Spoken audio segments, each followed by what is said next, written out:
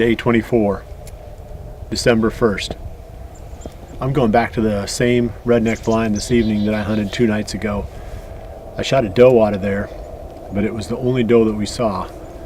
And we didn't feel like we spooked very much when we were getting out of there, finding the doe and then recovering her and getting away from the blind. So I think it's one of those spots where you can get in and out of there pretty clean, so we're going to give it a try again. Usually going back 2 days after you kill something at a certain spot is a little bit too quick. You leave a lot of scent, and it usually doesn't work out very well. But this spot's a little bit different. Plus I know there's more does in that area, so the fact that we only saw one and killed it, we didn't educate very much. So chance of getting into another doe there is pretty good. And there's a second reason really for going back there. When we were pulling out 2 nights ago, we spotted a buck that off in the distance back behind the blind that we think is the same one that I hit last year in late November. I think it was late November that got away on me. And that deer seemed to have gotten a fair bit bigger, and we just want to lay eyes on that, either as a candidate for our daughter Jordan to hunt if she wants to hunt the first shotgun season, which starts on Saturday, or a candidate for me to hunt during the late season. It would just be fun to get a better look at it, and hopefully that deer will pop out in the food plot tonight too. So we got a couple things on the agenda: kill a doe and do a little bit of scouting. I've had some fun here the last few days. Hopefully I can keep it going and keep putting some does in the freezer.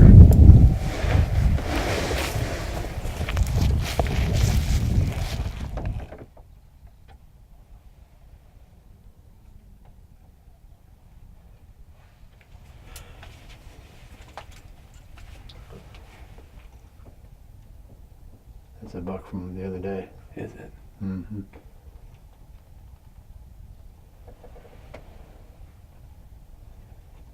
For sure. I thought he was awfully big and white racked to be the one that we were after. But it's a really nice looking deer. Yeah.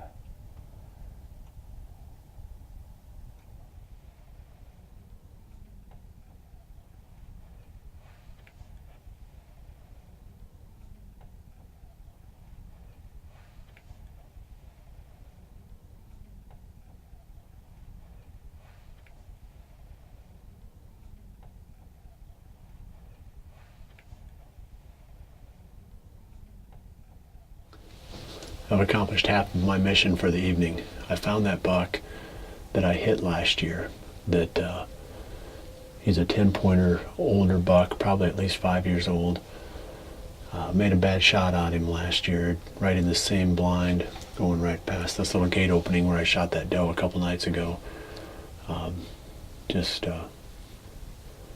not exactly sure what happened on that. I don't know if he dropped or if I just made a bad shot, but anyway, I just caught him up high in the shoulder and didn't really harm him much. He's back out there right now. He's on the other end of the food plot. And if our daughter wants to go for her first shotgun season, we're going to come back and try to kill that deer. The other half of my mission was to shoot a doe. And we've only seen one so far. And those bucks have been kind of kicking her around, and she's already gone out of the food plot.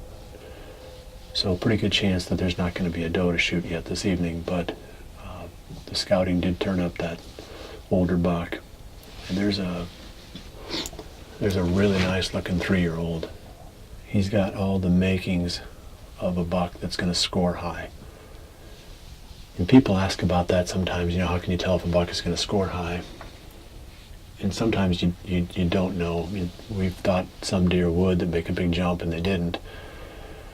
But normally, you're just looking for tine length and a good-sized frame on a young deer.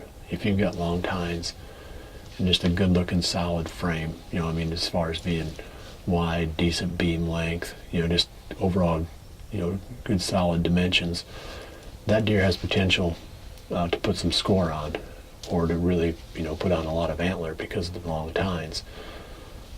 Doesn't mean that we don't like hunting the bucks that don't score high. I mean, if I had to pick between those two right now, I'd pick that old crusty one for sure. He's a cool old buck.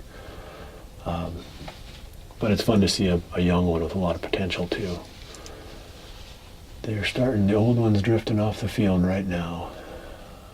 So I'm going to let you pull back and take a look.